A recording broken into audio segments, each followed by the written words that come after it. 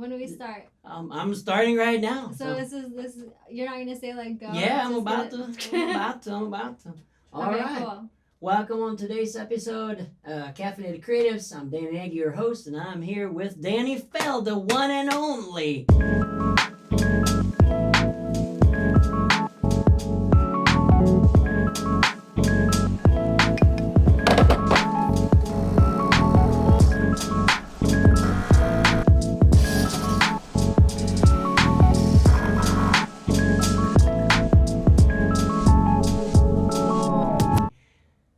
Hello. How you doing?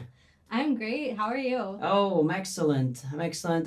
You're the other person who's not having coffee, No coffee. but it's okay. I made you a pretty strong dark chocolate, hot chocolate, and I made myself a little mocha with my espresso. So let's give it a try. If it sucks, I'll remake it. If it ain't, drink it. I can pretend it's good if it sucks. Don't pretend.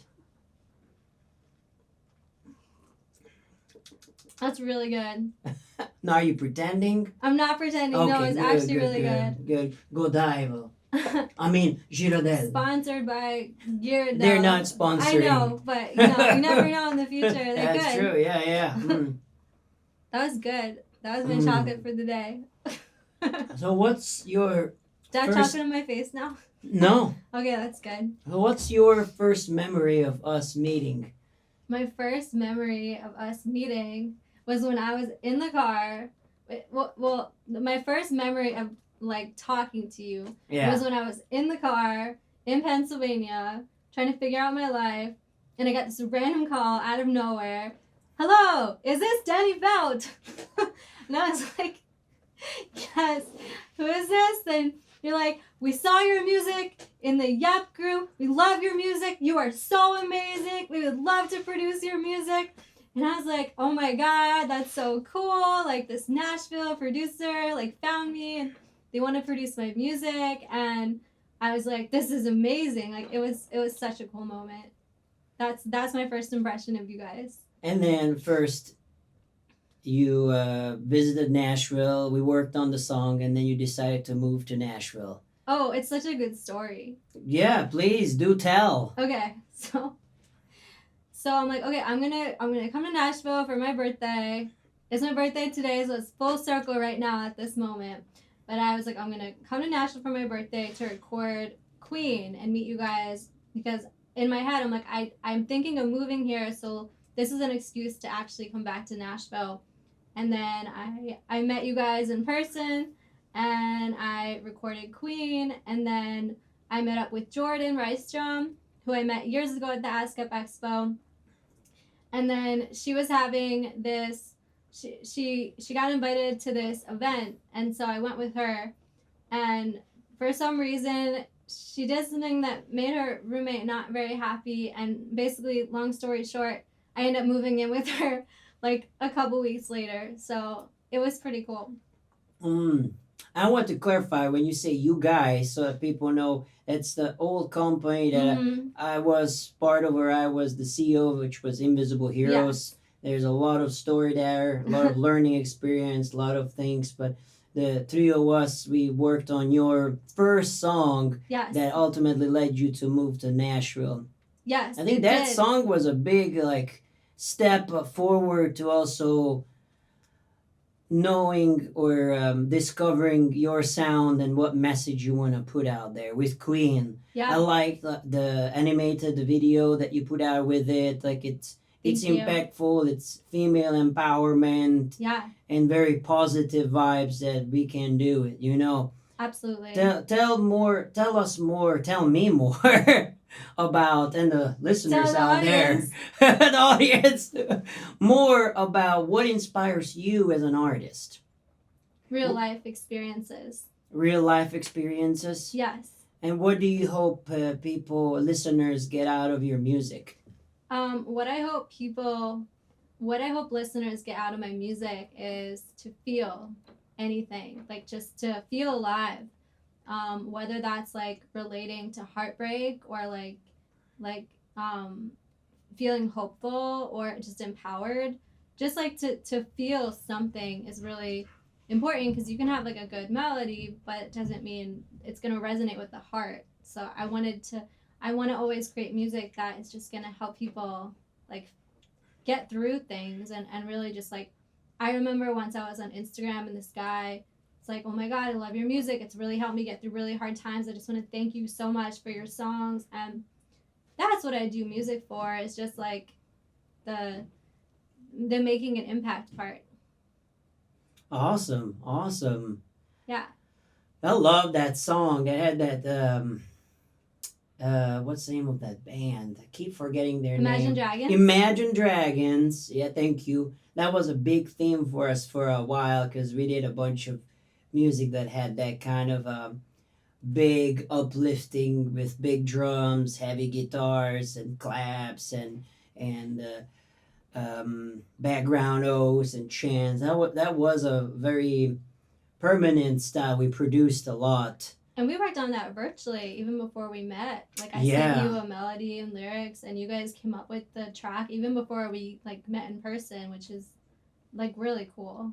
Yeah, like I feel a very important part of being a music producer is to have a collaborative effort, asking a lot of the right questions. I never wanted to be a producer who puts their foot down and we're gonna do what I want to do, you know. But I think what's important is to really um, dig into the needs of the artist, where they're coming from, what are their influences, and what are they hoping to kind of achieve, and then communicate musically. Like I personally really need musical communication references. Like I love how this sounds. Like I like this because this gives me an idea of how I can get that done. You know, the more vague we are, the less I know what people want.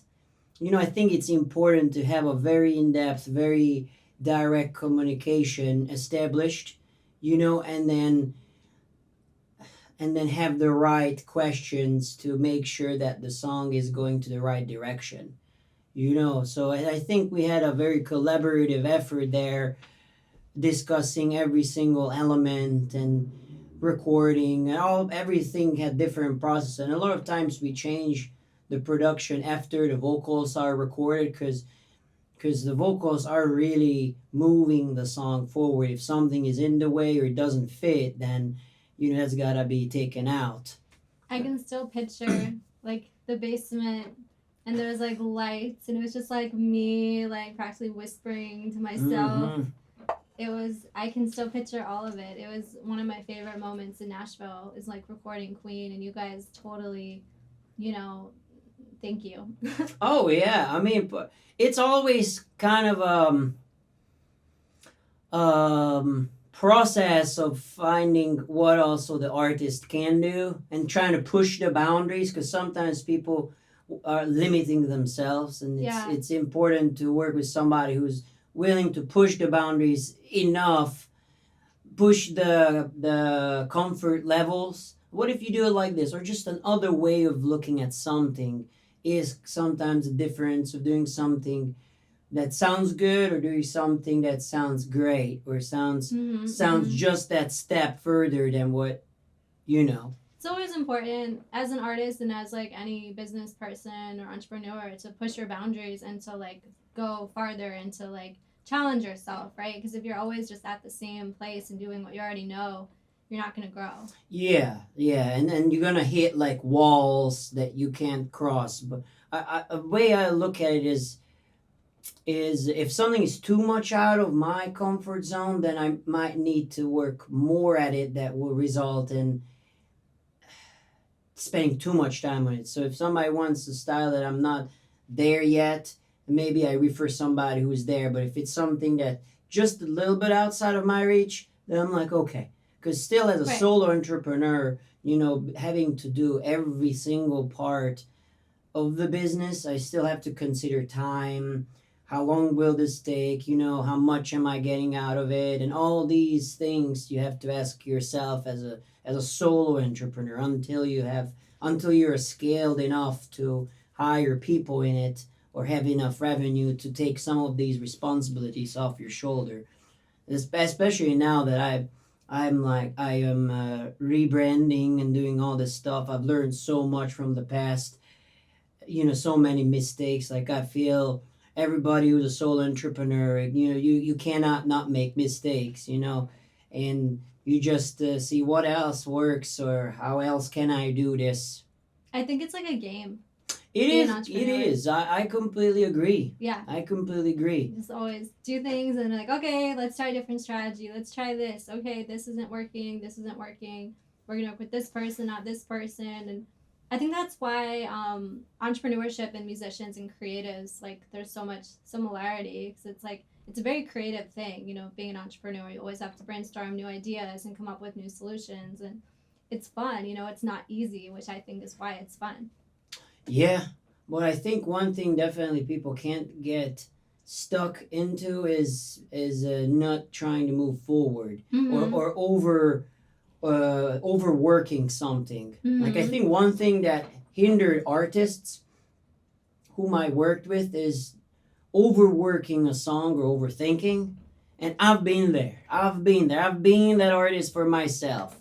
And that always hinders moving forward. And the thing is, music is such an intangible thing that it really depends who's listening to it, who's you can't please everybody. So what I was thinking is you gotta first think about quantity, putting out a lot of stuff, because the more you do, the better you'll get. The more you'll see what people will like, in my opinion. Like, you can think something else and you're happy to share it. But I'm just bare bone thinking constancy. If you put out something constantly, it doesn't have to be like a Grammy level thing, but put out, and then you learn, like, okay, this is what people like, this is where I think my fan base could be, and then you start to curate then your content based on what you learn. Yeah. That's just my thought. What do you think?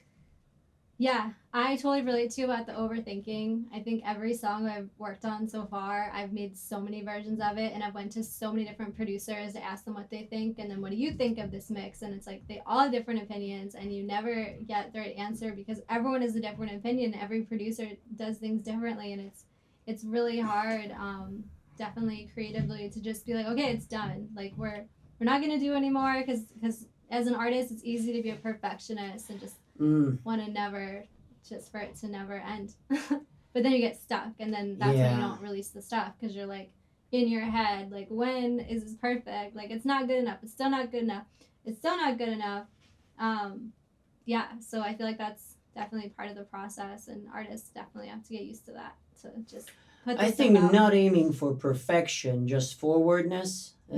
I mean, I wouldn't really consider myself a singer, but a lot of times people are like, oh, why don't you sing? And there was a time where I was practicing and singing, and then I recorded that whole funny record. I don't know if you heard it, with the pickup lines and stuff, and the Happy Birthday song. I love the Happy Birthday and people song. You were so funny. And people kept liking it. I'm like, okay, I guess I could be. I mean, I'm a producer. You're really funny. And that is kind of like my personality. So why not try it? I work with singers. I can make myself sound good. And I believe then I should try what I'm selling before I sell it. So if I'm like offering this and this, or if I'm offering that, then I should really like know your own product. The better you know it, the better you can sell it, because you have yourself who also put themselves into the pie to try it, and that's where I'm like, you can't really sit on it too long. I actually told myself that when I start something, I have a week to finish it, and I have to put it out, because what I've learned is I have to feed that initial excitement, and I have to keep doing it. Like, same with this podcast. Like, I have to have a momentum. I have to have a strategy, a system. Yes. And the better the system is, the better the success is. Oh, yeah. So I think success equals how good of a system you have, if it makes sense. Having a system, being organized, and being consistent are all really big keys to success. And I just remembered that I remember telling you years ago, you and Eden and Michael, about you guys should have a show. Yeah. And so now you have your own talk show, and I'm like laughing. So it's like, sometimes that's so funny. It's sometimes because the thing was, we were all three three cooks that had three different ideologies or thoughts, and we had common things. But when we're in a point where we have to make enough money for three people and we can't do really other things, we kind of put ourselves in a difficult position there. Yeah. But I agree. I mean, that could have been a lot. Well, now you have your own show. So, like, I'm just thinking, like, oh my God, I was right. Because I said you should have your own show. You'd be so funny because you're hilarious. Oh, so thank you. Now you have your own show. And I'm like, of course. Like, this makes so much sense. Thank you. I think having a team is definitely important, but there are a lot of aspects that just part of personal development is important for oneself to do. Oh, yeah. You know what I mean? Like, there are certain things that you have to do for yourself to feed your own appetite and your needs and your wants. And there's the other section, which is with a team. Yeah. You know, but when you're looking at an artist putting out music, yes, I think you have to have, I don't want to say you have to have, one should consider finding a team of people that can help them cultivate constant content in music and video wise. It's also important to have shared values. True. With the people that your team is working with, because if not, I think things could clash a lot. So I think you really have to be, and I'm not even talking about business partners, I'm just talking about like people you outsource things to, people you hire, just like having the same values, I feel like really helps you get on the same page and creates the biggest success, because you guys all have, you know, one common goal or one, you know, I'm a huge believer in like manifestation and law of attraction and energy. And so when you have multiple people all focusing on one goal or values, that's going to make the biggest impact, versus you have multiple people that all have different goals and different values and different belief systems. It could create a lot of clashes. I agree with you. Even though we were three good producers, we had some different beliefs in certain things, and we had different needs and different wants out of it, which is okay. But if we had realized it and had a very honest conversation, and instead of, hey, I want to help you stay here and I want to help you do this, instead, is this gonna give us our needs? Are there gonna be things that will clash, you know, or how would we fix this and that, you know? I think, you know, going into it and saying, okay, I'm going to try to make compromises versus your values are the same as mine, therefore it will work out. Mm-hmm. You know, I think there are certain places where you can't settle for compromises. Yeah. You know. It's always learning lessons, too. Yeah. You know, you learn so much from the different people you work with. I've worked with so many different people over the years. I mean, I've been doing this for 15 years. So wow. I've had, I think, over 5 companies at this point. Wow. Like at least 4 different business partners, probably more. And so like you always learn something from everybody, even if it doesn't last forever. Like it's always cool just to like to have different perspectives and just to learn from different people and see what works and what doesn't work. And it really teaches you a lot about yourself. What did you learn from having business partners versus running things by yourself? What's the difference? I know that's a loaded question. Maybe let's spread into what was your experience having partners versus not? I always had business partners, actually, for the most part. So how I got started was I started a music blog, and then I met this person in London at an internship, and I sent him my blog, and he's like, Dani, we need to like partner and make this a thing. And then we got over 300 interviews in a couple of years. Wow. And it was like really fast. It all happened really fast. But then, you know, he met this woman, all his time went to her, then he got a full-time job, and he just didn't really have the time to dedicate to do everything. And so I kind of took over, and eventually decided, like, I'm just going to buy the company because he's not really doing anything, you know? And so that was one story, right? So I have another girl that I partner with, and we created a whole book from my blog. She decided, let's make a book out of the blog, and we worked pretty well for a while, but then things just started to clash, and eventually it just didn't work, and we broke up and deleted the blog that I worked on for like 5 years. So like that was sad, but really good learning lessons. And then I was with myself for a while, and then I got a new business partner, and it just seems to just go different ways, but you just learn a lot in general.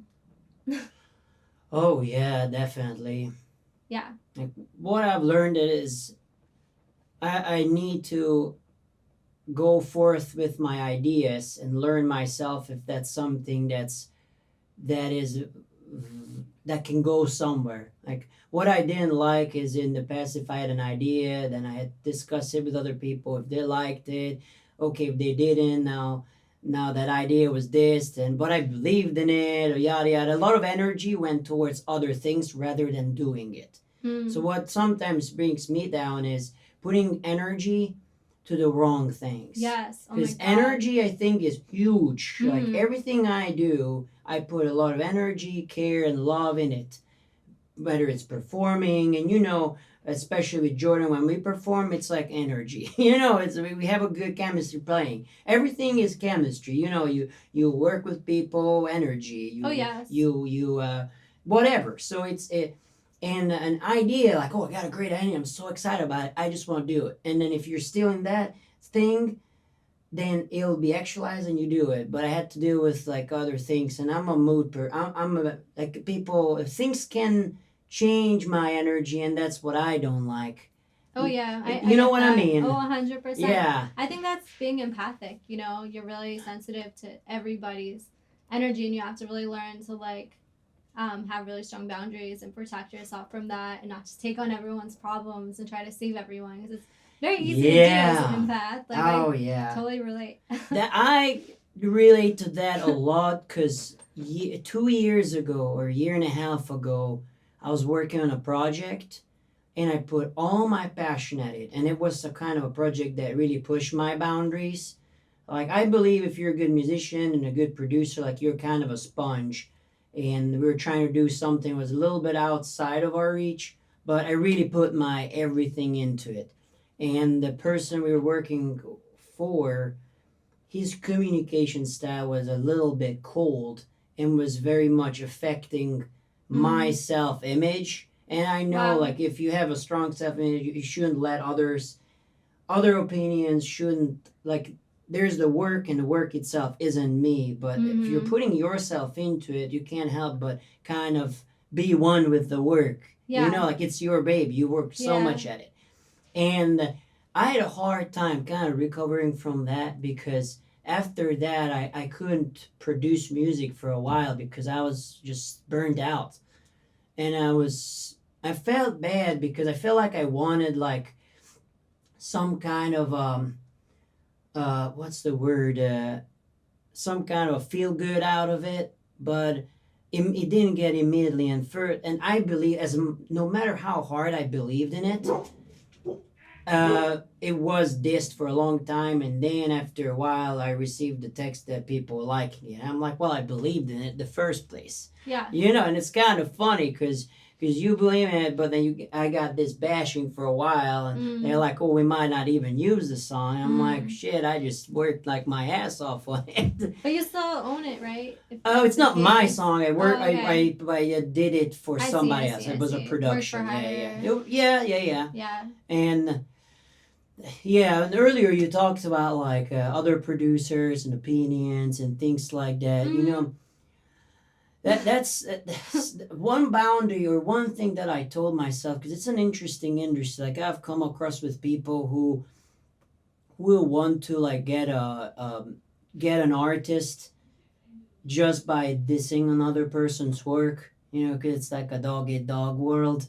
Yeah. But I told myself I never wanna, like, I wanna always be truthful. If it's something that really is good and I can't better, or it's something that's already good, then I don't wanna force somebody my services. Like I only want people to hire me if truly it's in alignment, we're a good fit, and things like that. Yeah, no, that makes sense. Music production, I think these artist things, it's strongly connected with how well you connect, how well you communicate your needs, how well you get your needs from said person. Because there's so many great producers. Oh, yeah. Same thing with videography that I do. Oh, yeah. So many good vetting videographers. People like to hire people based on who the people are.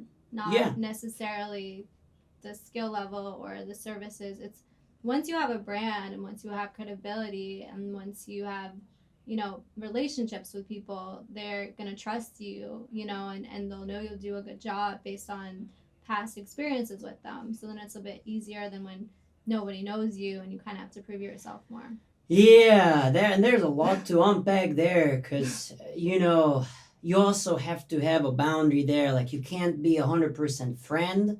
Right. But you are, like, I know what you mean. Oh, yeah, that boundary. Oh, yeah, because you gotta be a likable person. You gotta have a relationship, and I do believe that people hire people they know and they like. Mm-hmm. Like, you can't be an ass. But I also believe in when I'm hired for something, that I need to be honest with the person. I don't want to be like a yes guy or say things just because. Like, I had this gig the other day, recording a video, and I was honest about them because I gave them good criticism on the music end, and I was told that was probably one of the best comments or opinions they've gotten. And I'm like, look, I think I'm paid to be honest because at the end of the day, I want them to have a good return on it. If what I do is not giving them a return, that my service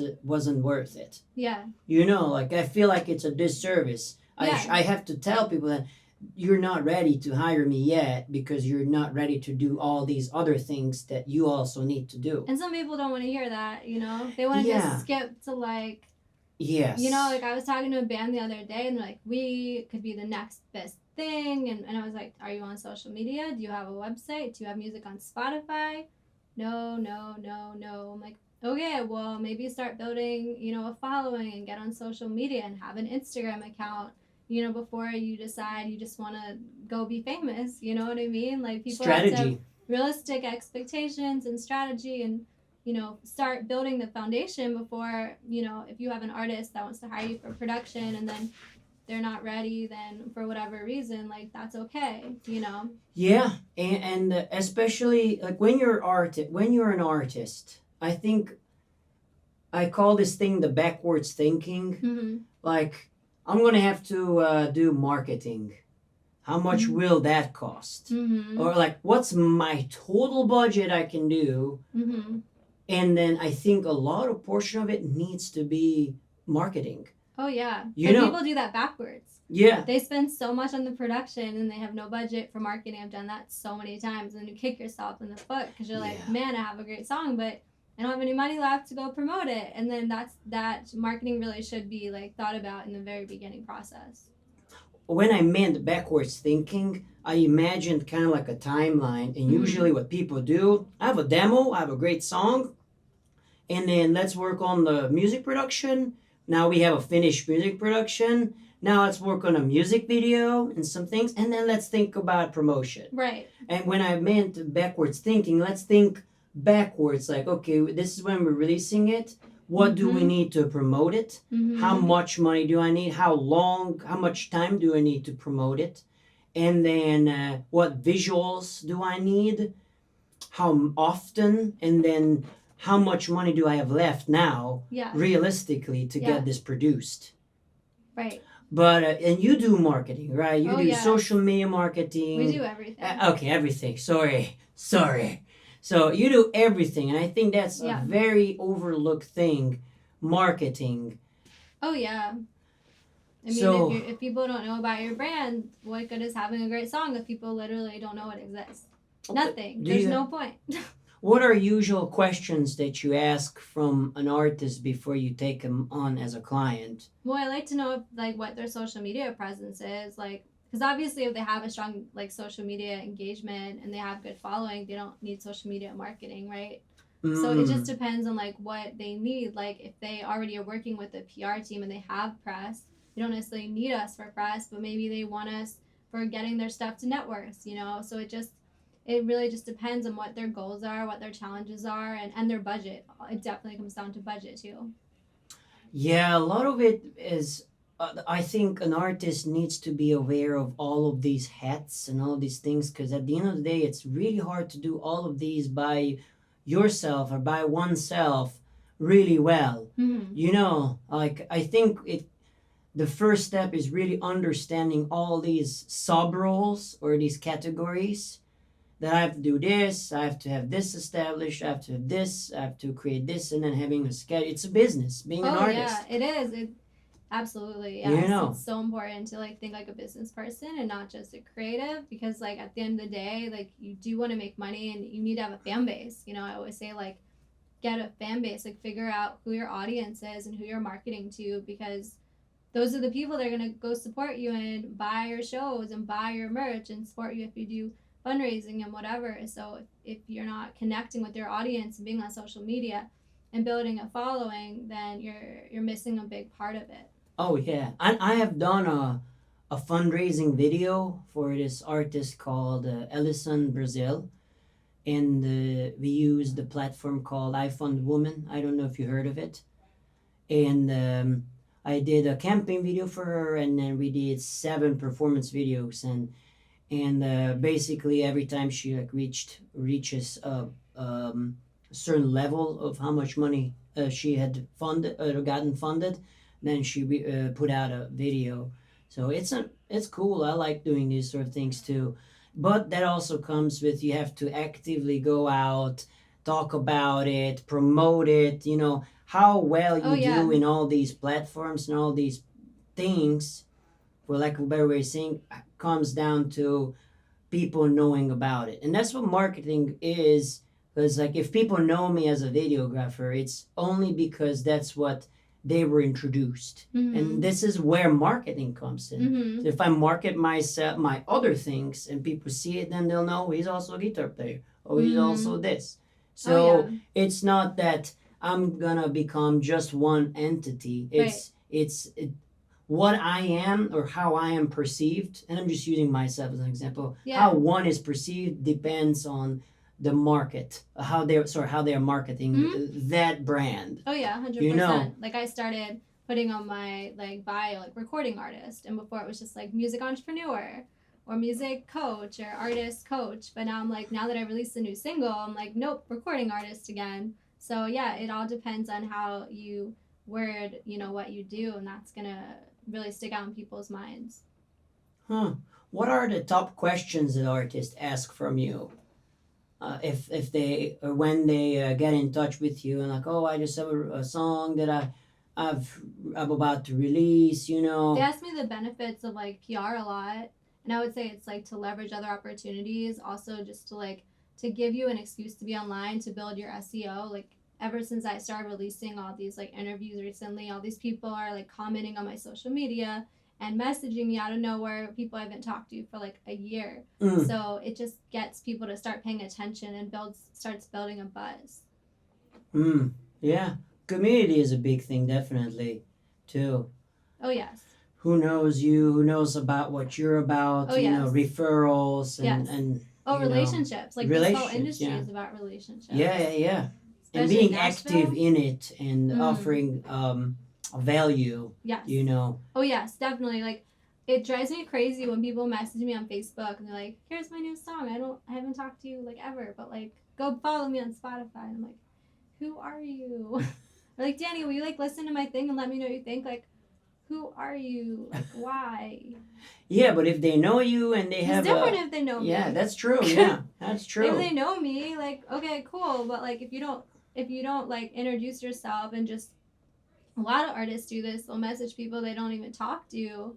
I've done this like a lot. I admit I've done this many times in the past. Learning from my mistakes, but usually you don't get that great of a response because it's like, you know, you have to build value with people at the end of the day. Yeah, so, and good rapport. Good rapport. Oh yeah, absolutely. Yeah, give value to people. Like that's the key to relationships is like providing value, introducing people to other people, referring people, like sharing resources, all of that. But also what comes in is knowing your value and not letting people take advantage of that. Oh, yeah.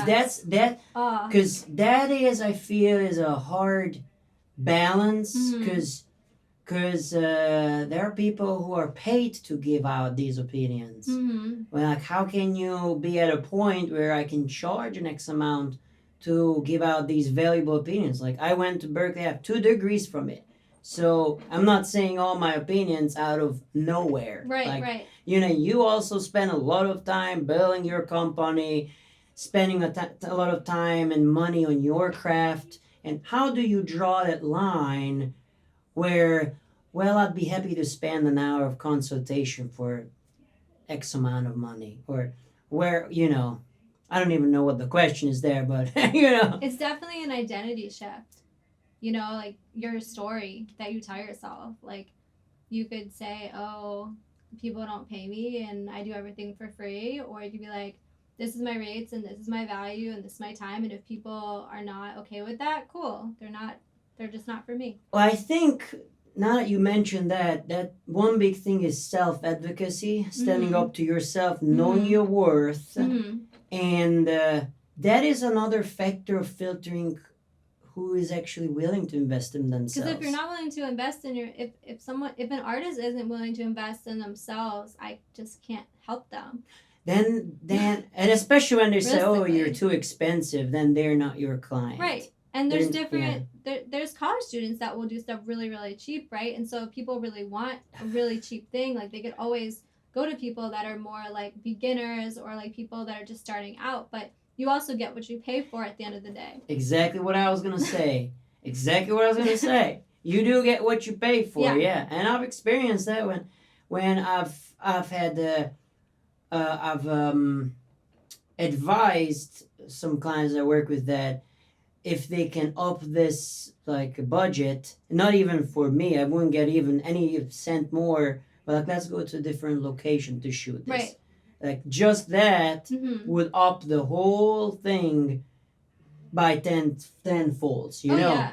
But that's where you have to like, it might not be what you think it could be because they're trying to keep costs down. Yeah. And that's not on you. Like you try to do your best you can with what you're given. That's all you can do at the end of the day. If it doesn't come out the way they saw, you're like, well, I told you an option.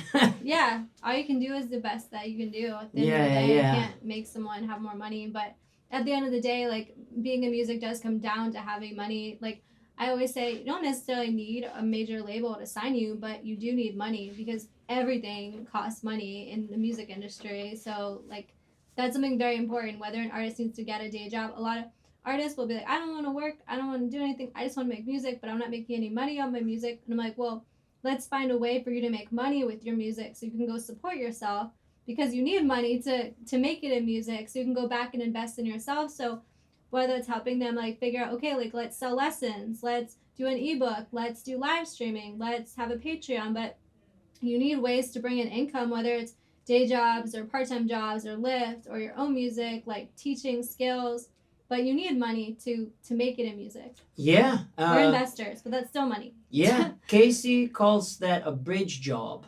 Mm-hmm. So a bridge job that can help you get to another place. Yeah, exactly. So it's like, I mean, being a barista part-time, that can help.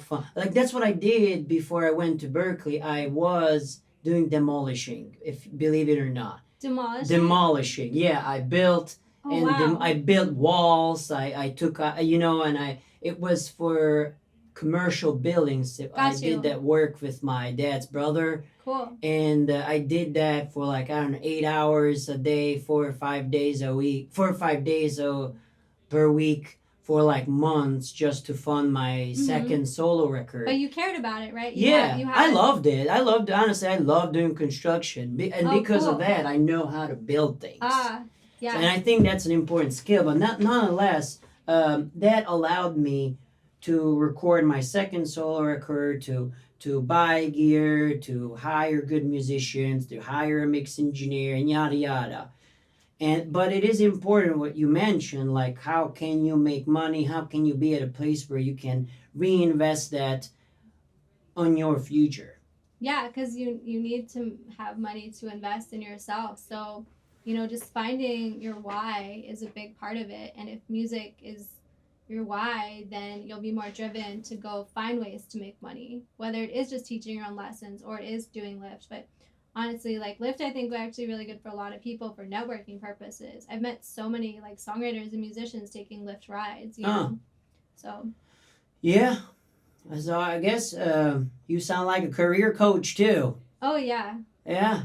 Which is awesome. I know you're big with energy. You're big on a lot of things and healing, on tremendous amount of things. So that's it comes down to like meeting people and figuring out how to help them get out of their own way and helping them reach like their goals. So whether that's connecting them to certain people and opportunities, or helping them figure out ways to make money, or helping them figure out how to market themselves, at the end of the day, it's just like helping problem solve, you know. Yeah. Creative problem solving. Yeah. Yeah, that is definitely something. Yeah. Yeah. Ooh. What else is new with you nowadays? I know you have released a new song, huh? Yes. Tell me about it. Oh man, it's a really cool concept. So you know how I'm sure you can relate. You know, people, they have that person in their life or people in their lives that they really wanted to be with, but it wasn't realistic. But sometimes in life, we just want to pretend it's better than it is in any kind of situation. And so this song is about, like, let's just pretend that we're in love. Let's just pretend that you love me. Like, don't even tell me the truth. Like, just let me be in fantasy land. It's fine. And that is the theme of the song. And that's a very interesting theme. Yeah, it's all about fantasy. I always say, like, let people get lost in their greatest love story. It's kind of like not facing the problems, but putting a coat of paint on it, you know? It's a mask. Yeah. Yeah, interesting. It's like dress up, you know? When did you write the song? For 2020 during the pandemic. So 4 years ago. Yeah. Oh wow! What inspired it?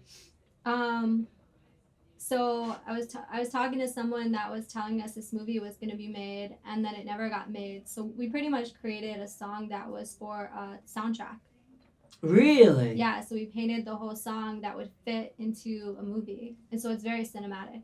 Cool. I like cinematic pop stuff. I'm so excited. Do you want to hear it? Oh yeah, we'll play it. Oh, is it gonna be okay to keep it in the show, or you want it cut out? Yeah, no, you can play it. Okay. Yeah. Where can people stream it? Spotify, YouTube. Tell the people. I don't know where I'm looking, but Spotify, YouTube, all the major streaming platforms. What's the title? Let's Play Pretend. Let's Play Pretend by Dani Felt. By Dani Felt. Awesome. What other things you have with it? Do you have a music video? Lyric video. We're calling it a music video, so we'll just it is a music video. It's a visual, you know. Some people that don't know me, they're like, "Oh, is that girl you?" I'm like, "No, it's not this. I'm not blonde." It's really funny. Okay, well, let's check it out.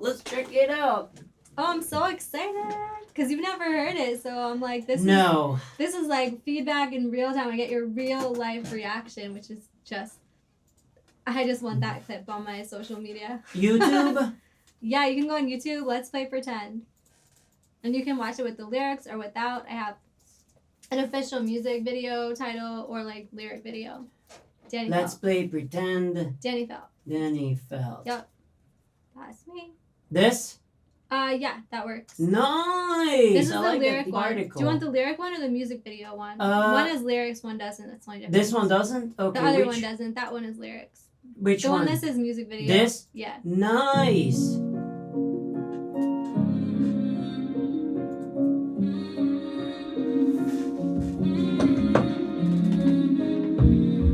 Crossing that line again.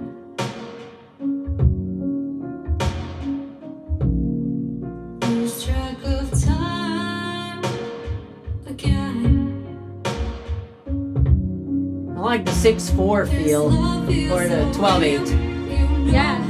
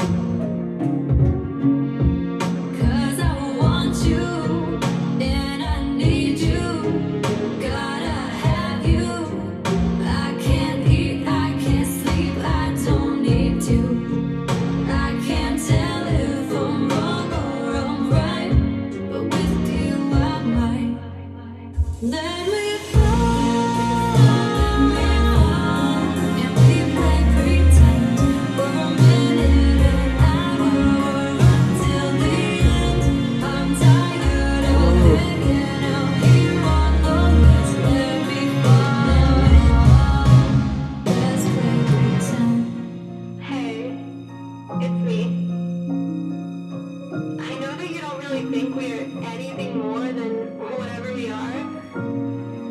But I just want to thank you for letting me play pretend, even if it is just for the night. Let me fall, and we play pretend for a minute, an hour, until the end. I'm tired of hanging out here on the list. Let me fall, let's play pretend. Let's play pretend.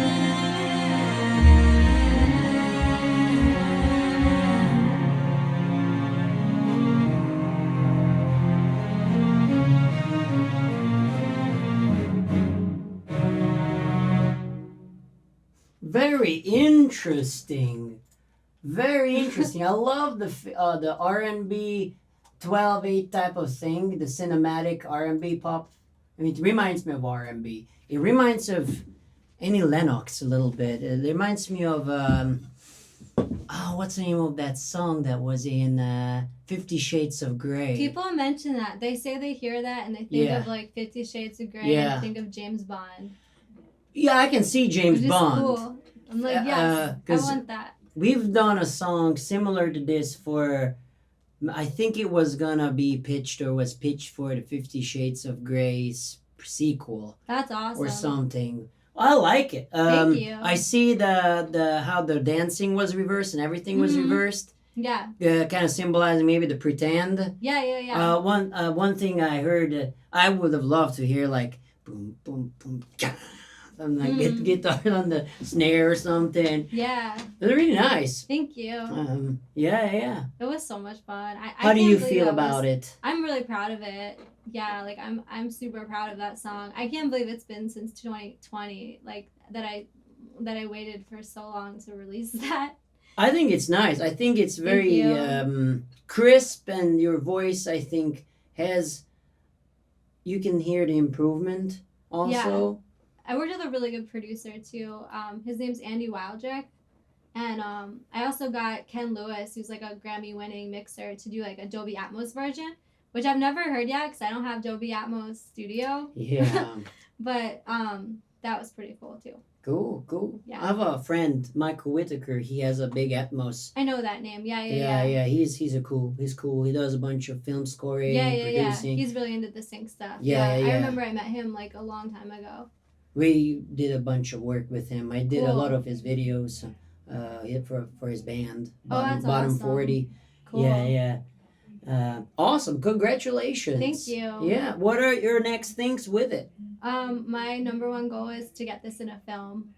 Okay. That's my biggest focus for sure. But my team's also pitching because my team pitches music videos to like everywhere. So they're pitching this to like all the networks and online channels. So crossing my fingers, you know. Awesome. Yeah. When I was hearing it, the only thing that I thought that the dancing may have been a little bit of a disconnect from the message. Because I was, since I do music videos, I couldn't help but have these ideas of symbolism where you see people pretending to be together, and it's very much of like a physical acting where you see different sort of people kind of act to be in love with each other. That idea. And then you see the disconnect. You know, I think that would be awesome. Yeah, that would be awesome. But, you never know in the future. Yeah, you never know.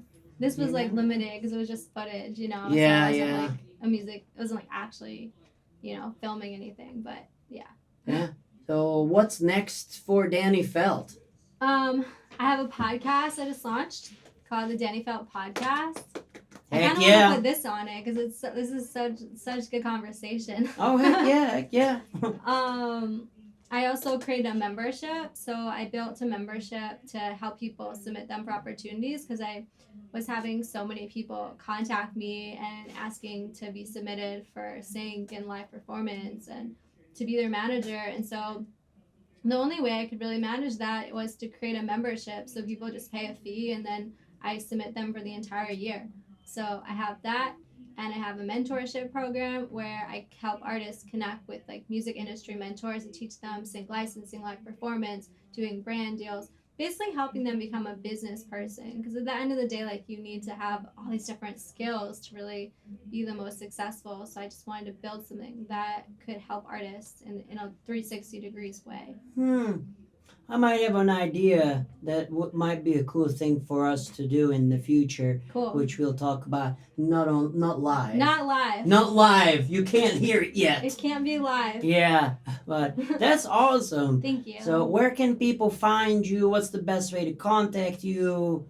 Do you have any specials going on just for the listeners? Oh, sure. I'll give everyone specials. Love it. Dani at DaniFelt.com. That's DANIFELT, like felt the material.com. Musicindustrymastery.com is like my marketing agency. I call it like label services because we really pretty much do everything labels can do except distribution and booking. MusicindustryAccess.com, which is my mentorship and membership. And DaniFelt.com is just, me as a brand. So just a lot of websites. And then Instagram, Dani Felt Inspires or Dani Felt Music. Awesome. Thank you so much. Yeah. Well, that was our episode with Dani Felt. Make sure to check her out and give us a like and subscribe. Take care.